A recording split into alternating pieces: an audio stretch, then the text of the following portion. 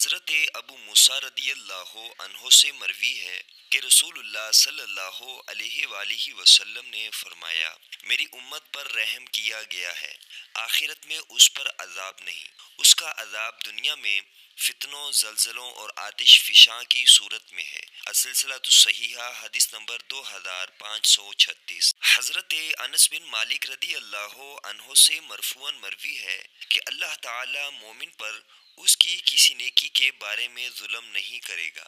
ایک روایت میں ہے، دنیا میں اس نیکی کی وجہ سے اسے ثواب دیا جائے گا اور آخرت میں بھی اس کی وجہ سے بدلہ دیا جائے گا، جبکہ کافر کو اللہ کے لیے کی جانے والی نیکیوں کی وجہ سے دنیا میں کھلایا جائے گا، لیکن آخرت میں اس کے لیے کچھ نہیں ہوگا۔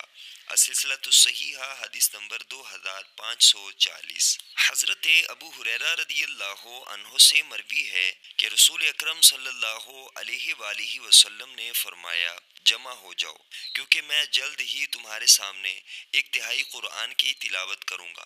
جمع ہونے والے جمع ہو گئے۔ پھر اللہ کے نبی صلی اللہ علیہ وآلہ وسلم باہر آئے اور قل هو اللہ احد پڑھی، پھر اندر چلے گئے۔ پھر اللہ کے نبی صلی اللہ علیہ وآلہ وسلم باہر نکلے اور فرمایا، میں نے تم سے کہا تھا کہ میں تمہارے سامنے قرآن کا ایک تہائی تلاوت کروں گا، غور سے سن لو، یہ سورت قرآن کے ایک تہائی کے برابر ہے۔ السلسلہ الصحیحہ حدیث نمبر 2737۔